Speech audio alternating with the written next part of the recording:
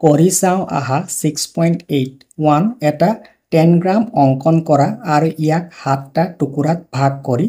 তলত দিয়াখিনি বিচাৰি উলিওৱা। ইয়াত 10 গ্ৰাম এটা অংকন কৰিবলৈ কৈছে আৰু এই প্ৰশ্নকেইটাৰ উত্তৰ আমি কৰিব লাগিব। 10 গ্ৰাম কি? 10 গ্ৰাম হৈছে চীন দেশৰ এটা পাজল গেম। ই এটা বৰ্গ আকৃতিৰ, এনেকুৱা ছবিটো ইয়াত দিয়া আছে, এটা বৰ্গ আকৃতিৰ খণ্ডিত ছবি, ইয়া ভাগ ভাগ কৰা হৈছে বৰ্গ আকৃতিৰ খণ্ডিত ছবি, যাক কেইটা ভাগত ভাগ কৰা হৈছে? 1 2 3 4 5 6 7টা, আৰু সেই 7টা অংশ টেন্স বুলি কোৱা হয়।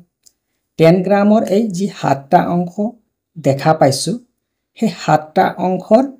এ আৰু বি এই দুটা কি হয়? ডাঙৰ সমকোণী ত্ৰিভুজ। এইটো ডাঙৰ সমকোণী ত্ৰিভুজ দুটা। তো 10 গ্ৰাম এটাৰ 7টা অংশৰ পৰা আমি দুটা কি পাওঁ? ডাঙৰ সমকোণী ত্ৰিভুজ পাওঁ আৰু এটা মজলীয়া সমকোণী ত্ৰিভুজ। এয়া মজলীয়া, ইয়াতকৈ অলপ সৰু মজলীয়া, ইয়াতকৈ সৰু আছে চি আৰু ই, আৰু দুটা সৰু সমকোণী ত্ৰিভুজ চি আৰু এফ, এই দুটা সৰু সমকোণী ত্ৰিভুজ, এইটো 90 ডিগ্ৰী, ইয়াতে এইটো 90 ডিগ্ৰী, দুটা সৰু সমকোণী ত্ৰিভুজ চি আৰু ই পাওঁ। তাৰপিছত এটা বৰ্গ বি, এটা বৰ্গ পোৱা যায় আৰু এটা সামান্তৰিক, যিটো এটা সামান্তৰিক। 10 গ্ৰাম এটা তোমালোকে কেনেকৈ বনাবা? 10 গ্ৰাম এটা যদি বনাবলগীয়া হয় তোমালোকে কেনেকৈ বনাবা? এনেধৰণে কোণীয়াকৈ ভাঁজ এটা, প্ৰথম এটা ভাঁজ দিবা, ভাঁজ দিয়াৰ পাছত আকৌ এটা কোণীয়াকৈ, আনফালে এটা কোণীয়াকৈ ভাঁজ দিবা। দুটা ভাঁজ দিয়াৰ পাছত তোমালোকে এফালৰটো এনেকুৱাকৈ মাজত এনেকুৱাকৈ লগাই দিবা। এনেকৈ কৰি দিয়াত আমি কি পালো? দুটা ডাঙৰ সমকোণী ত্ৰিভুজ পালো, দুটা ডাঙৰ সমকোণী ত্ৰিভুজ, তাৰপিছত এটা মজলীয়া সমকোণী ত্ৰিভুজ পালো। দুটা ডাঙৰ সমকোণী ত্ৰিভুজ, এটা মজলীয়া সমকোণী ত্ৰিভুজ। তাৰপিছত কি কৰিবা? এইফালৰটো এনেকৈ লগাই ইয়াৰ মিডল পইণ্টটো ওলাই ল'বা ভাঁজ দি পেলাই, আৰু এই পইণ্টৰ পৰা ইয়ালৈ, এই ভাঁজ দিয়া পইণ্টটোৰ পৰা এনেকৈ টানি দিবা। ডাঙৰ সমকোণী ত্ৰিভুজ দুটা পালো, মজলীয়া, তাৰপিছত সৰু সমকোণী ত্ৰিভুজ এটা, আৰু এইফালে এটা। কেনেকৈ ওলাবা এইফালৰ সমকোণী ত্ৰিভুজটো? এনেকৈ ভাঁজ দিবা, ভাঁজ দি ইয়াৰ এই পইণ্টটো ওলাবা। এই পইণ্টটোৰ পৰা ইয়ালৈ আঁচডাল টানিবা, এনেকৈ টানাত এইটো সমকোণী ত্ৰিভুজ এটা, সৰু সমকোণী ত্ৰিভুজ এটা, ইয়াত এটা, দুটা, আৰু এইটো হৈ গ'ল সামান্তৰিক।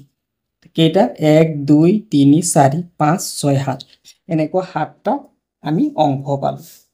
এইটো হৈছে এটা 10 গ্ৰাম। ইয়াত চোৱা, ডাঙৰ সমকোণী ত্ৰিভুজটো গোটেই বৰ্গটোৰ কিমান অংশ হ'ব? কিমান অংশ হ'ব? এইটো হ'ব 4/1 অংশ। ডাঙৰ সমকোণী ত্ৰিভুজটো বৰ্গৰ কিমান অংশ হ'ব? 4/1 অংশ। ই যিমানখিনি ঠাই আগুৰি আছে, ডাঙৰ সমকোণী ত্ৰিভুজটো কিমান ঠাই আগুৰি আছে? 4/1 অংশ। আৰু ইয়াত চোৱা, এই ত্ৰিভুজটো একে ডাঙৰ ত্ৰিভুজেই হয়, ডাঙৰ সমকোণী ত্ৰিভুজ, 4/1 অংশ। বৰ্গটোৰ কিমান অংশ? 4/1 অংশ। কিমান ঠাই লৈছে বৰ্গটোৰ? 4/1 অংশ, 4/1 অংশ। এতিয়া মজলীয়া সমকোণী ত্ৰিভুজটো চোৱা, মজলীয়া সমকোণী ত্ৰিভুজটো ডাঙৰ সমকোণী ত্ৰিভুজৰ কিমান অংশ হ'ব পাৰে? আমি যদি এইটো কাটি পেলাই ইয়াত লগাওঁ, এইটো কাটি পেলাই যদি ডাঙৰ সমকোণী ত্ৰিভুজত লগাওঁ, তেন্তে আমি দেখা পাম যে ইয়াৰ আধা অংশ লৈ ল'ব মজলীয়া সমকোণী ত্ৰিভুজ। তাৰমানে মজলীয়া সমকোণী ত্ৰিভুজ দুটা লগ লাগিলে ডাঙৰ সমকোণী ত্ৰিভুজৰ সমান হ'ব। দুটা লগ লাগিল তেন্তে ই কিমান অংশ হ'ব ইয়াৰ আধা হয় ইয়াৰ আধা এইটো হয় আধা হলে অৰ্থাৎ 1/4 আছে 1/4 ৰ আধা হয় আধা মিন্স 2 4 গুণ 8 8 ভাগৰ 1 অংশ ই কিমান হ'ব 8 ভাগৰ 1 অংশ তাৰপিছত আকৌ চোৱা সৰু ত্ৰিভুজ এনেকুৱা সৰু সমকোণী ত্ৰিভুজ দুটা লগ লাগিলে মজলীয়া সমকোণী ত্ৰিভুজটো হ'ব যদি আমি ইয়াক কাটি দিম কাটি পেলাই আনি ইয়াত লগ লগালে এটা ইয়াত আৰু এটা ইয়াত লগ লগালে মানে এনেকুৱা সৰু ত্ৰিভুজ দুটা হলে এটা মজলীয়া সমকোণী ত্ৰিভুজৰ সমান হয় তাৰ মানে ইয়াৰ আধাই হৈছে সৰু সমকোণী ত্ৰিভুজ ঠিক আধা 1/8 ৰ কিমান আধা অৰ্থাৎ 1/2 অৰ্থাৎ কিমান ওলালে 1/16 ই কিমান অংশ হ'ব 1/16 গোটেই বৰ্গাকাৰ কাগজখনৰ কিমান অংশ লৈছে সৰু সমকোণী ত্ৰিভুজটোৱে 16 ভাগৰ 1 অংশ তাৰপিছত এইটো সৰু সমকোণী ত্ৰিভুজ ইউ কিমান ল'ব 16 ভাগৰ 1 অংশ 16 ভাগৰ 1 অংশ আৰু বৰ্গটো চোৱা সৰু ত্ৰিভুজৰ এনেকুৱা সৰু সমকোণী ত্ৰিভুজ দুটা লগ লাগিলে এনেকুৱা সৰু সমকোণী ত্ৰিভুজ দুটা লগ লাগিলে আমি এই বৰ্গটো হ'ব তাৰ মানে দুটা লগ লাগিলে ইয়াৰ ডাবল গতিকে 1/16 ক যদি ডাবল কৰা হয় কিমান পোৱা যাব 8 2 গুণ 16 1/8 গতিকে ই কিমান অংশ হ'ব 8 ভাগৰ 1 অংশ 8 ভাগৰ 1 অংশ কোনি সৰু সমকোণী ত্ৰিভুজ দুটা লগ লাগিলে কি হয় এই সমান্তৰিকটো পোৱা যাব গতিকে দুটা 1/16 ৰ ডাবল কিমান হ'ব 1/8 গতিকে এই সাতটা টুকুৰাই বৰ্গটোৰ কিমান অংশ কালি আগুৰি আছে সেই অংশসমূহ দেখুৱা হ'ল ইয়াত দিয়া আছে সমকোণী ডাঙৰ ত্ৰিভুজ দুটাৰ নাম এ দিয়া আছে এ বি আৰু মজলীয়া সমকোণী ত্ৰিভুজৰ এফ সৰু সমকোণী ত্ৰিভুজ দুটা চি আৰু এফ আৰু বৰ্গটোত ডি আৰু সমান্তৰিকটোত জি গতিকে ইয়াৰ পৰা আমি প্ৰশ্নত যিকেইটা প্ৰশ্ন আছে সেই প্ৰশ্ন কেইটাৰ উত্তৰ কৰিবলৈ চেষ্টা কৰিম প্ৰথম প্ৰশ্নটো কি আছে চোৱা কেইটা টুকুৰাৰ কালি সমান ইয়াত চোৱা কেইটা টুকুৰাৰ কালি সমান এ বিৰ লগত সমান এ টুকুৰাটো বি টুকুৰাটোৰ লগত সমান কাৰণ 1/4 এ বিৰ লগত সমান চি 1/16 আছে ই কিমান আছে 1/16 গতিকে চি ইৰ লগত সমান চি ই লগত সমান তাৰপিছত চোৱা জি এফ আৰু 8 1/8 গতিকে জি ডি আৰু এফ এই তিনিটা সমান 1/8 আছে কোৱেশ্চন নম্বৰ বি চি বা ই আকৃতিৰ তুলনাত ডি আকৃতি কিমান গুণ ডাঙৰ চি আৰু ই চোৱা 1/16 আছে ডি আকৃতিটো এই দুটাতকৈ কিমান গুণ ডাঙৰ দুগুণ ডাঙৰ 2 গুণ ডাঙৰ বি নম্বৰৰ সমাধানটো হ'ব আনসাৰটো হ'ব বি নম্বৰৰ কিমান গুণ ডাঙৰ আমি দেখা পাইছো ইয়াক 2 টাইমছ 1/16 ত 2 গুণ কৰিলে আমি কি পাম 1/8 বা আমি এনেকে ছবিৰ হয়ত এনেকে দুই টুকুৰা এইটো ই2 ইয়াত লগালা c2 কাটি পেলাই ইয়াত লগালা গতিকে এনে ধৰণৰ দুটা টুকুৰা লগ লাগিলে d ৰ সমান হয় অৰ্থাৎ 2 গুণ ডাঙৰ 2 গুণ কিমান গুণ ডাঙৰ 2 গুণ ডাঙৰ কোৱেশ্চন নম্বৰ সি আকৃতি ডি আৰু এফৰ কালি তুলনা কৰা ডি আৰু এফ ডিৰ কালি কিমান অংশ গোটেইটো 8 ভাগৰ 1 অংশ ইয়াৰো 8 ভাগৰ 1 অংশ গতিকে সি নম্বৰৰ আনসাৰ বা সমাধানটো হ'ব সমান 1/8 আছে গতিকে সি নম্বৰৰ আনসাৰটো কি লিখিবা সমান তাৰপিছত ডি নম্বৰৰ সমাধান ডি নম্বৰ কোৱেশ্চনটো কি আছে চোৱা ডি নম্বৰ কুৱেশ্যনটো আকৃতি জি আৰু এফ জি আৰু এফৰ কালি তুলনা কৰা জি কিমান আছে জি 1/8 এফ কিমান আছে 1/8 সমান আনসাৰটো কি হ'ব ডিৰ সমান কাৰণ সমান 1/8 আছে তাৰপিছত ই নম্বৰ কুৱেশ্যনটো চোৱা ই নম্বৰত কি লিখা আছে এ আৰু বি কালি তুলনা কৰা এ আৰু বিৰ কালি সমান গতিকে ইয়াৰ আনসাৰটো হ'ব ইৰ আনসাৰটো হ'ব সমান নম্বৰ এফ সি আকৃতিৰ তুলনাত এ আকৃতিৰ কালি কিমান সি আকৃতিৰ তুলনাত এ আকৃতিৰ কালি কিমান সি কিমান আছে কিমান অংশ আছে 16 ভাগৰ 1 অংশ আৰু এৰ 4 ভাগৰ 1 অংশ তে কিমান গুণ ডাঙৰ হ'ব তে 1/16 আছে ইয়াক 4 গুণ কৰিলে কিমান হ'ব 4 গুণ 16 অৰ্থাৎ 1/4 অৰ্থাৎ কিমান গুণ ডাঙৰ 4 গুণ ডাঙৰ তে ইয়াৰ আনসাৰটো হ'ব 4 গুণ ডাঙৰ সিৰ যিমান কালি আছে সিৰ কালিৰ 4 গুণ ডাঙৰ সিৰ কালিৰ 4 গুণ ডাঙৰ আমাক কি উলিয়াব দিছিলে যে সিৰ আকৃতিৰ তুলনাত এ আকৃতিৰ কালি কিমান ইয়াৰ আনসাৰটো হ'ব সিৰ কালিৰ 4 গুণ ডাঙৰ কুৱেশ্যন নম্বৰ জি ই আকৃতিৰ কালিৰ তুলনাত 7টা টুকুৰাৰে গঠিত ডাঙৰ বৰ্গটোৰ কালি কিমান এয়া চোৱা ই আকৃতিৰে গঠিত এই কালিৰ তুলনাত এই সৰু সমকোণী ত্ৰিভুজটোৰ কালিৰ তুলনাত এই ডাঙৰ 7টা টুকুৰাৰে গঠিত এই ডাঙৰ বৰ্গটোৰ কালি কিমান 7টা টুকুৰাৰে গঠিত এই বৰ্গটোৰ কালি কিমান এক হয় সম্পূৰ্ণ তো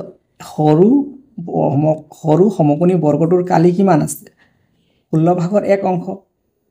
তো 16 ভাগৰ 1ৰ লগত 16 পূৰণ 16 যদি আমি ইনটু কৰো তেন্তে কিমান 1 পাম অৰ্থাৎ কিমান টাইমছ ডাঙৰ 16 টাইমছ সৰু সমকোণী ত্ৰিভুজ 16টা হ'ব লাগিব কিমানটা হ'ব লাগিব 16টা সৰু সমকোণী ত্ৰিভুজ হলে আমাৰ এই 7টা টুকুৰাৰে গঠিত যেটো বৰ্গ হৈছে এনেকুৱা এটা বৰ্গ বনাব পাৰিম এনেকুৱা সৰু সমকোণী ত্ৰিভুজ কেইটা লাগিব আমাক এই 7টা টুকুৰাৰে গঠিত যেটো ডাঙৰ বৰ্গ আছে এটো পাবলৈ গতিকে কিমানটা এনেকা সৰু সমকোণী ত্ৰিভুজ লাগিব 16টা লাগিব গতিকে ইৰ কিমান গুণ হ'ব ইৰ কালিৰ কিমান গুণ হ'ব 16 গুণ হ'ব 16 এটো হ'ব জি নম্বৰৰ আনসাৰ এইচ নম্বৰ এই 7টা টুকুৰা সজাই এটা আয়ত গঠন কৰা এই আয়তৰ কালি ই আকৃতিৰ কালিৰ তুলনাত কিমান হ'ব এই যি 7টা টুকুৰা এটো কাটি পেলাই আয়ত গঠন কৰিলে কি হ'ব সেই আয়তৰ কালি একেই হ'ব কাৰণ এইবিলাক যিখিনি ঠাই আগুৰি আছে 7টা অংশই যেটো ঠাই আগুৰি আছে সেই একেখিনিয়ে ঠাই আগুৰিব হিয়তৰ পৰিসীমা যেটো গঠন কৰা আয়ত যেটো আয়ত গঠন কৰা হ'ব এই আয়তৰ পৰিসীমা বেলেগ হ'ব পাৰে ইয়াত পৰিসীমা এটা আছে আয়ত এটাত পৰিসীমা বেলেগ হ'ব পাৰে কিন্তু কালি একেই হ'ব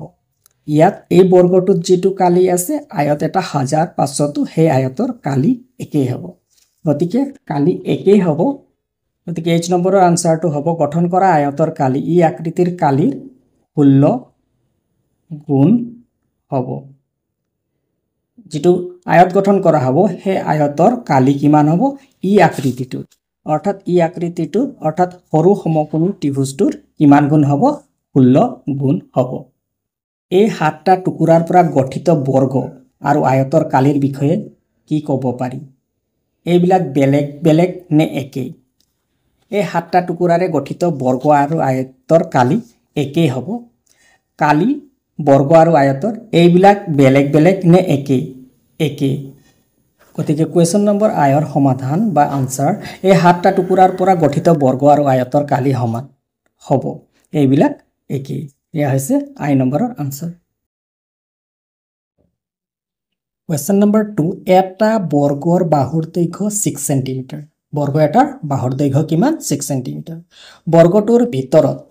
প্ৰতিটো বাহুৰ পৰা যেটো বৰ্গ 6 সেন্টিমিটাৰ তাৰ ভিতৰত প্ৰতিটো বাহুৰ পৰা 1 সেন্টিমিটাৰ দূৰত্বত একোডালকৈ ৰেখা অঙ্কন কৰা আৰু ভিতৰত গঠিত ডাঙৰ বৰ্গটোৰ কালি নিৰ্ণয় কৰা বৰ্গ এটা 6 সেন্টিমিটাৰৰ বৰ্গ বৰ্গটোৰ প্ৰতিটো বাহুৰ পৰা ভিতৰত কৈছে গতিকে ভিতৰত ইয়াত 1 সেন্টিমিটাৰ আঁতৰত আৰু ভিতৰত ইয়াত এডাল টানিলা ইয়াত এডাল টানিলা ইয়াত এডাল টানিলা ইয়াত এডাল টানি যেটো বৰ্গ গঠিত হল সেই গঠিত বৰ্গটোৰ কালি উলিয়াব লাগে এতিয়া ভিতৰত যেটো বৰ্গ গঠিত হল তাৰ দৈৰ্ঘ্য কিমান হ'ব হেতু উলিয়াব লাগিব ইয়াৰ পৰা এইডাল হৈছে 6 সেন্টিমিটাৰ এতিয়া এইফালে 1 সেন্টিমিটাৰ কমি গল 1 সেন্টিমিটাৰ ভিতৰত এই ৰেখা অঙ্কন কৰা হল 1 সেন্টিমিটাৰ কমি গল এইফালে 1 সেন্টিমিটাৰ কমি গল তো 1 সেন্টিমিটাৰ অৰ্থাৎ 2 সেন্টিমিটাৰ 6 ৰ পৰা 2 সেন্টিমিটাৰ কমি গল 2 কমি গল তো কিমান সেন্টিমিটাৰ হ'ব 4 সেন্টিমিটাৰ ভিতৰত যেটো বৰ্গ গঠিত হ'ব সেই বৰ্গটোৰ দৈৰ্ঘ্য কিমান হ'ব 4 সেন্টিমিটাৰ 2 নম্বৰৰ সমাধান এনে ধৰণে কৰা হৈছে 6 সেন্টিমিটাৰ বাহু বিশিষ্ট বৰ্গটোৰ ভিতৰত প্ৰতিটো বাহুৰ পৰা 1 সেন্টিমিটাৰ দূৰত্বত ৰেখা অঙ্কন কৰি গঠন কৰা বৰ্গটোৰ বাহুৰ দিশ কিমান হ'ব 4 সেন্টিমিটাৰ হ'ব কেনেকৈ 4 হ'ল তোমালোকে গম পালা 6 আছিলে ভিতৰত দুই ফালৰ পৰা 1 সেন্টিমিটাৰ এইফালে 1 সেন্টিমিটাৰ কমি গল এটো 1 সেন্টিমিটাৰ তো কিমান সেন্টিমিটাৰ হ'ল 4 সেন্টিমিটাৰ বাহুৰ দিশ 4 সেন্টিমিটাৰ এতেকে বৰ্গটো নিৰ্ণয় কালি বৰ্গ অতিকে দিশ পূৰণ দিশ সেন্টিমিটাৰত আছে সেন্টিমিটাৰ স্কয়াৰ সেন্টিমিটাৰ বা সেন্টিমিটাৰ স্কয়াৰ 4 4 গুণ 16 16 সেন্টিমিটাৰ স্কয়াৰ তো হ'ব 2 নম্বৰৰ সমাধান কোৱেশ্চন নম্বৰ 3 আয়তাকৃতি খেলপথাৰ এখনৰ দৈৰ্ঘ্য আৰু প্ৰস্থ ক্ৰমে 60 মিটাৰ আৰু 45 মিটাৰ আয়তাকৃতি খেলপথাৰ এখনৰ দৈৰ্ঘ্য দিয়া আছে প্ৰস্থ দিয়া আছে এজন খেলুৱৈয়ে খেলপথাৰখনৰ চাৰিওফালে 12 বাৰ দৌৰিছে কিমান বাৰ দৌৰিছে 12 বাৰ দৌৰিছে তেওঁ কিমান দূৰত্ব অতিক্ৰম কৰিলে নিৰ্ণয় কৰা প্ৰথমতে আয়তাকৃতি খেলপথাৰখনৰ পৰিসীমা উলিয়াব লাগিব অৰ্থাৎ এক পাকত কিমান মিটাৰ হৈছে আৰু যেহেতু 12 বাৰ দৌৰিছে অৰ্থাৎ 12 পাক মাৰিছে তো আমি 12 ৰে মাল্টিপল কৰিব লাগিব আয়তাকাৰ পথাৰখনৰ দৈৰ্ঘ্য দিয়া আছে 60 মিটাৰ আৰু প্ৰস্থ 45 মিটাৰ খেলপথাৰখনৰ পৰিসীমা আমি দিশ আৰু প্ৰস্থ যোগ কৰি দিশ প্ৰস্থৰ দুগুণে হ'ল পৰিসীমা দিশ আৰু প্ৰস্থ যোগ কৰিলে কিমান হৈছে 5 105 into 2 কৰিলে 210 আৰু এককটো মিটাৰত দিয়া আছে তো পথাৰখনত এপাক সম্পূৰ্ণ কৰিলে কিমান দূৰ অতিক্ৰম কৰে 210 মিটাৰ অতিক্ৰম কৰে গতিকে এক বাৰত অতিক্ৰম কৰা দূৰত্ব 210 মিটাৰ এতেকে 12 বাৰত অতিক্ৰম কৰা দূৰত্ব 12 পূৰণ 210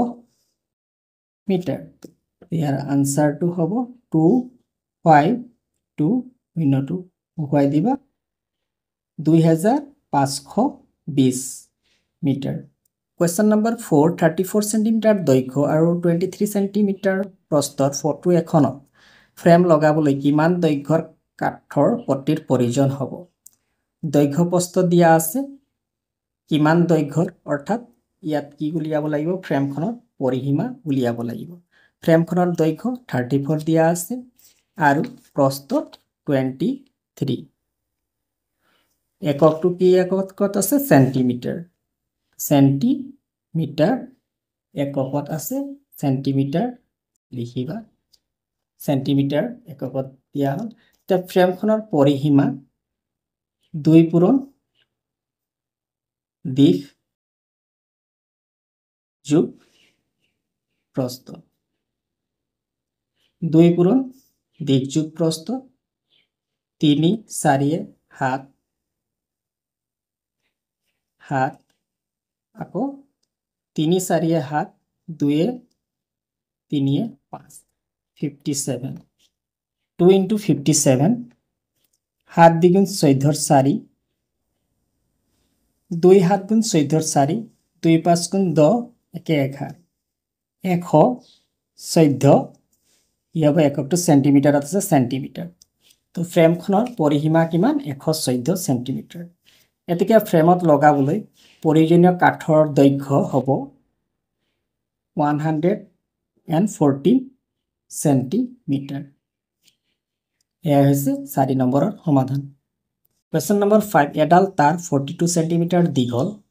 তাৰডালৰ দীঘল কিমান আছে 42 সেন্টিমিটাৰ যদি তাৰডাল আয়ত গঠন কৰিবলৈ ব্যৱহাৰ কৰা হয়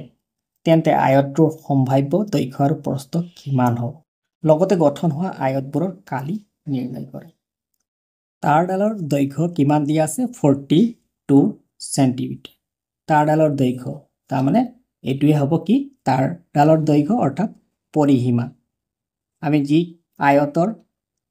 যি কেটা গঠন কৰিম তাৰ পৰিসীমা কিমান হ'ব লাগিব 42 হ'ব লাগিব 42 হ'ব লাগিব 42 ৰ আধা ইয়াৰ আধাই হৈছে দিশ যোগ প্ৰস্থ পৰিসীমাৰ আধা দিশ আৰু প্ৰস্থৰ সমান হয় গতিকে ইয়াৰ আধা হ'ব 21 অৰ্থাৎ দিশ আৰু প্ৰস্থৰ যোগফলটো 21 হ'ব লাগিব যদি দিশ 11 হয় দিশ 11 হলে প্ৰস্থ 10 11 হলে 10 11 10 21 দিশ প্ৰস্থৰ যোগফলটো 21 হ'ব লাগিব তেতিয়া ইয়াৰ পৰিসীমা 42 হ'ব দিশ প্ৰস্থ যোগ কৰিলে 41 দিশ প্ৰস্থ যোগ কৰা হল 21 দিশ প্ৰস্থৰ দুগুণে হৈছে কি পৰিসীমা গতিকে 42 ওলাব গতিকে দিশ 11 হলে প্ৰস্থ 10 তাছত ইয়াত এক কমাই দিয়া এক বঢ়াই দিয়া ইয়াত এক লৈ আনা 12 আৰু ইয়াত কি কৰি দিয়া 10 ৰ পৰা এক কমাই দিলে 9 এতিয়া ইয়াত কৰি সোৱা পৰিসীমা 42 হৈছে নে নাই 9 আৰু 12 যোগ কৰিলে 9 10 11 ৰ 1 11 ৰ 1 হাতে গল 1 21 হ'ব তেনেকৈ ইয়াত এক বঢ়াই দিয়া 13 ইয়াত এক কমাই দিয়া ইয়াত আকৌ এক বঢ়াই দিয়া 13 ৰ পৰা 14 7 15 6 এনে ধৰণে আমি আয়ত কেইটা গঠন কৰিব পাৰো আৰু আয়তৰ সম্ভাৱ্য দৈৰ্ঘ্য আৰু প্ৰস্থৰ যোগ কেইটা এনে ধৰণৰ হ'ব গতিকে ইয়াৰ আনসাৰটো এনে ধৰণে লিখি লোৱা হৈছে এডাল 42 সেন্টিমিটাৰ দীঘল তাৰেৰে গঠন কৰা আয়তৰ সম্ভাৱ্য দৈৰ্ঘ্য আৰু প্ৰস্থ লগতে আয়তৰ কালি তলত দিয়া হ'ল আয়তৰ দৈৰ্ঘ্যটো 11 প্ৰস্থ 10 দৈৰ্ঘ্য প্ৰস্থ হৈ গল ইয়াৰ কালি বুলি কলে দিশ আৰু প্ৰস্থৰ পূৰণফলে হৈছে কালি এককটো আছে সেন্টিমিটাৰ এককত সেন্টিমিটাৰ স্কয়াৰ আইদে 12 ইয়াত এক কমি যাব 10 আছে 10 তকৈ এক কমি যাব ইব 9 12 সেন্টিমিটাৰ 9 সেন্টিমিটাৰ এটো পূৰণ কৰা 9 2 গুণ 9 2 গুণ 2 9 গুণ 18 তাৰপিছত 9 1 গুণ 9 1 10 108 সেন্টিমিটাৰ স্কয়াৰ এনে ধৰণে এটো বঢ়াই নিমা আৰু এটো কমাই নিলে আমি কি কাম গুটে সম্ভাৱ্য দৈৰ্ঘ্য আৰু প্ৰস্থখিনি পোৱা যাব সম্ভাৱ্য দৈৰ্ঘ্য প্ৰস্থ দিয়া হৈছে আৰু আয়তটো কালি উলিওৱা হৈছে এয়া হৈছে 5 নম্বৰৰ সমাধান Question number 6 150 মিটাৰ বাহুৰ বৰ্গাকৃতিৰ উদ্যান এখনৰ প্ৰতি মিটাৰত 25 টকা হাৰত চাৰিওকাষে বেৰ দিয়াৰ খৰচ নিৰ্ণয় কৰা বৰ্গাকৃতি উদ্যানখনৰ এটা বাহুৰ দিশ 150 মিটাৰ বৰ্গাকৃতি উদ্যানখনৰ এটা বাহুৰ দিশ 150 মিটাৰ বৰ্গাকৃতি উদ্যানখনৰ পৰিসীমা উলাবলৈ আমি কি বৰ্গাকৃতিৰ চাৰিওডাল বাহুৱে সমান তো চাৰিফালে 150 চাৰিটা 150 অৰ্থাৎ 4 into 150 মিটাৰ 4 into 150 হলে 4 15 60 অৰ্থাৎ 600 মিটাৰ বৰ্গাকৃতি উদ্যানখনৰ পৰিসীমা কিমান পালো 600 মিটাৰ 1 মিটাৰত প্ৰতি মিটাৰত 25 টকা খৰচ হয় গতিকে তোমালোকে লিখিবা যে 1 মিটাৰত খৰচ হয় 25 টকা 1 মিটাৰত বেৰ দিওঁতে এতেকে 600 মিটাৰত খৰচ হয় 600 মিটাৰত কিমান খৰচ হ'ব 25 into 600 হয়নে টকা এটো পূৰণ কৰিলে কিমান হ'ব 25 আৰু 6 25 150 দুটা শূন্য অৰ্থাৎ 15000 টকা খৰচ হয় উদ্যানখনৰ চাৰিও কাষে বেৰ দিওঁতে মুঠ খৰচ কিমান হ'ব 15000 টকা খৰচ হ'ব Question number 7 180 মিটাৰ দৈৰ্ঘ্য আৰু 145 মিটাৰ প্ৰস্থৰ আয়তাকৃতিৰ উদ্যান এখনত প্ৰতি মিটাৰত 24 টকা হাৰত বেৰ দিয়াৰ খৰচ নিৰ্ণয় কৰা 7 নম্বৰৰ সমাধান আয়তাকৃতিৰ উদ্যানখনৰ দিশ কিমান দিয়া আছে দিশ দিয়া আছে 180 মিটাৰ দৈৰ্ঘ্যটো দিয়া আছে 180 মিটাৰ আৰু প্ৰস্থ দিয়া আছে 145 মিটাৰ দিশ আৰু প্ৰস্থ দিয়া আছে উদ্যানখনৰ পৰিসীমা উলাবলৈ আমি কি কৰো 2 পূৰণ দিশ যোগ প্ৰস্থ 180 plus 145 2 into এককৰ ঘৰত 5 হ'ব দহকৰ 12 2 হাতে গল 1 2 1 3 325 into 2 কৰিব লাগিব তো 650 হ'ব 650 মিটাৰ এতিয়া কি কৈছে যে প্ৰশ্নটোত প্ৰতি মিটাৰত 24 টকা হাৰত বেৰ দিয়াৰ মুঠ খৰচ নিৰ্ণয় কৰা অৰ্থাৎ প্ৰতি মিটাৰত 24 টকা অৰ্থাৎ 1 মিটাৰত কিমান খৰচ হয় 1 মিটাৰত কিমান খৰচ হয় 1 মিটাৰ বেৰ দিওঁতে 1 মিটাৰত খৰচ হয় 1 মিটাৰত খৰচ হয় কিমান টকা খৰচ হয় 25 1 মিটাৰত কিমান টকা খৰচ হয় 1 মিটাৰত খৰচ হয় 24 টকা 24 টকা খৰচ হয় 1 মিটাৰত এতেকে 650 মিটাৰত খৰচ হয় খৰচ বাঢ়িব গতিকে বাঢ়িলে পূৰণ হ'ব 24 into 650 টকা ইটোটা পূৰণ কৰিব লাগিব 65 আৰু 24 পূৰণ কৰিলে 4 5 গুণ 20 ৰ শূন্য হাতে গল 2 6 4 গুণ 24 25 26 10 ৰ শূন্য হাতে গল 1 12 1 13 0351 1560 আৰু এটো 0 অৰ্থাৎ কিমান টকা খৰচ হয় 15600 টকা খৰচ হয় কোৱেশ্চন নম্বৰ 8 অৰুণে 65 মিটাৰ বাহুৰ বৰ্গাকৃতিৰ উদ্যান এখনৰ চাৰিওফালে এপাক দৌৰিছে ৰিনাই 70 মিটাৰ দৈৰ্ঘ্যৰ আৰু 55 মিটাৰ প্ৰস্থৰ আয়তাকৃতিৰ উদ্যান এখনৰ চাৰিওফালে এপাক দৌৰিছে কোনে কম দূৰত্ব অতিক্ৰম কৰিছে গতিকে আমি দুইটাৰে পৰিসীমা উলিয়াব লাগিব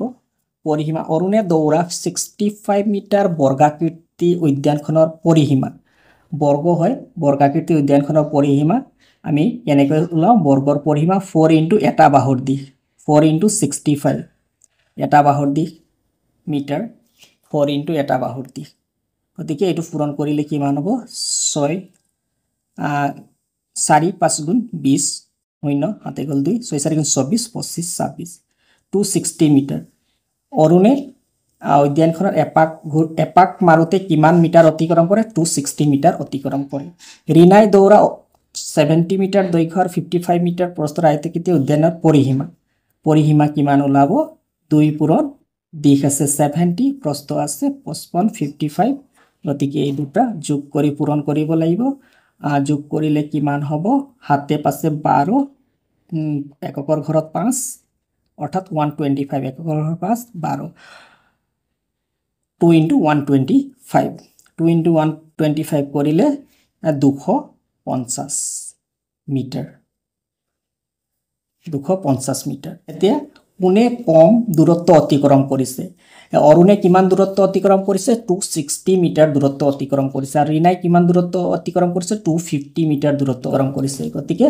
কোনে কম দূৰত্ব অতিক্ৰম কৰিছে ৰীনাই গতিকে আনসাৰটো হ'ব এ হৈছে 8 নম্বৰৰ সমাধান Question number 9 অনুপমে 14 মিটাৰ দীঘল আৰু 12 মিটাৰ বহল প্ৰেক্ষাগৃহৰ মজিয়াখন বৰ্গাকৃতিৰ টাইলছ ব্যৱহাৰ কৰি ঢাকিব বিচাৰিছে যদি প্ৰতিটো বৰ্গাকৃতিৰ টাইলছৰ বাহু 2 মিটাৰ হয় তেন্তে প্ৰেক্ষাগৃহৰ মজিয়াখন ঢাকিবলৈ প্ৰয়োজন হোৱা টাইলছৰ সংখ্যা নিৰ্ণয় কৰা প্ৰেক্ষাগৃহৰ কালি দৈৰ্ঘ্য কিমান দিয়া আছে প্ৰেক্ষাগৃহৰ দৈৰ্ঘ্য 14 মিটাৰ আৰু প্ৰেক্ষাগৃহৰ প্ৰস্থ 12 মিটাৰ তো ইয়াৰ কালি উলিয়াবলৈ হলে দৈৰ্ঘ্য আৰু প্ৰস্থ পূৰণ কৰিব লাগিব অৰ্থাৎ 14 আৰু 12 পূৰণ কৰিব লাগিব 2 14 28 28 লিখিবা 2 14 28 1 14 14 তো 8 6 1 168 গতিকে প্ৰেক্ষাগৃহৰ কালি কিমান ওলালে 168 এটো হৈছে প্ৰেক্ষাগৃহৰ কালি 168 তাৰ পিছত আমি কি উলাব লাগিব যেহেতু টাইলছৰ দৈৰ্ঘ্য এটা বাহুৰ দৈৰ্ঘ্য দিয়া আছে 2 মিটাৰ তো 2 মিটাৰ বাহু বিশিষ্ট বৰ্গাকৃতিৰ টাইলছৰ কালি হ'ব আমি কালি উলিয়াবলৈ কি কৰো বাহু পূৰণ বাহু বৰ্গৰ ক্ষেত্ৰত গতিকে বাহু পূৰণ বাহু 2 * 2 কৰিলে কি হ'ব 4 মিটাৰ স্কয়াৰ তো এটা টাইলছৰ কালি 4 মিটাৰ স্কয়াৰ প্ৰেক্ষাগৃহৰ মজিয়াখনৰ কালি 168 মিটাৰ স্কয়াৰ তো প্ৰেক্ষাগৃহৰ মজিয়াখনত কিমানটা টাইলছ লগাব বা কিমানটা টাইলছৰ প্ৰয়োজন হ'ব উলিয়াবলৈ হলে আমি কি কৰিম প্ৰেক্ষাগৃহৰ কালিক ডিভাইড কৰিম কিহেৰে ডিভাইড কৰিম টাইলছৰ কালিৰে ডিভাইড কৰিম টাইলছৰ কালিৰে ডিভাইড কৰিলে আমি কি পাম কিমানটা আমাক টাইলছ দৰকাৰ হ'ব মজিয়াখন ঢাকিবলৈ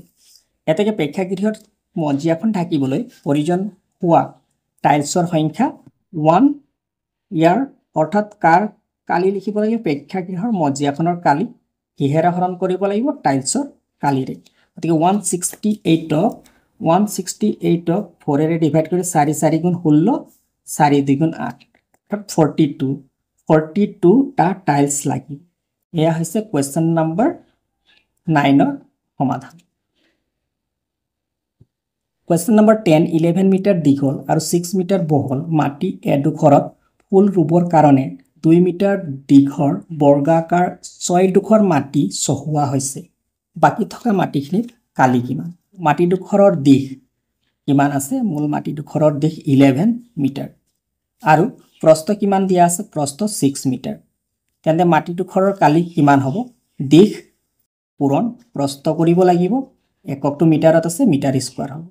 তো মাটি ডোখৰৰ কালি কিমান ওলালে 66 মিটাৰ স্কয়াৰ 66 মিটাৰ স্কয়াৰ এতিয়া যেটো চহুৱা অংশ চহুৱা মাটি ডোখৰৰ দৈৰ্ঘ্য কিমান আছে 2 মিটাৰ আৰু এটো কি আকাৰত আছে বৰ্গ আকাৰত আছে 2 মিটাৰ দীঘৰ এক ডোখৰ বৰ্গাকাৰ মাটিৰ কালি এক ডোখৰ বৰ্গাকাৰ মাটিৰ কালি কিমান হ'ব 2 মিটাৰ দীঘৰ এক ডোখৰ বৰ্গাকাৰ মাটিৰ কালি আমি বৰ্গ এটাৰ ক্ষেত্ৰত আমি কি কৰো দিশ পূৰণ দিশ অৰ্থাৎ দিশ 2 দিয়া আছে 2 লগত 2 পূৰণ কৰিব লাগিব পূৰণ কৰিলে কিমান পাব 4 এককটো মিটাৰত আছে তো 4 মিটাৰ স্কয়াৰ তো ইয়াত কিমান লিখিবা 4 মিটাৰ স্কয়াৰ এডোখৰ বৰ্গাকাৰ মাটিৰ কালি 4 মিটাৰ স্কয়াৰ তাৰপিছত আমাক কিমান ডোখৰ আছে 6 ডোখৰ 2 মিটাৰ দীঘৰ 6 ডোখৰ বৰ্গাকাৰ মাটিৰ কালি কিমান হ'ব 4 * 6 মিটাৰ স্কয়াৰ এডোখৰৰ কাৰণে 4 মিটাৰ স্কয়াৰ 6 ডোখৰৰ কাৰণে 6 ইনটু হ'ব ইনটু হলে 6 4 গুণ 24 মিটাৰ স্কয়াৰ চহুৱা মাটিৰ কালি হৈ গল 24 মিটাৰ স্কয়াৰ এতেকে বাকি থকা মাটিৰ কালি গোটেইখিনি মাটিৰ কালিটো লিখি লবা 66 আছে 66 ৰ পৰা কি কৰিবা 24 টো মাইনাস কৰিবা 24 টো মাইনাস কৰিবা কিমান হ'ব 24 মাইনাস কৰিলে 6 ৰ পৰা 4 গল 6 ৰ পৰা 4 গলে কিমান হ'ব 2 হ'ব 6 ৰ পৰা আকৌ 2 গলে কিমান হ'ব 4 হ'ব অৰ্থাৎ 42 মিটাৰ স্কয়াৰ বাকি থকা মাটিৰ কালি কিমান হ'ব 42 মিটাৰ স্কয়াৰ এয়া হৈছে কোৱেশ্চন নম্বৰ 10 ৰ সমাধান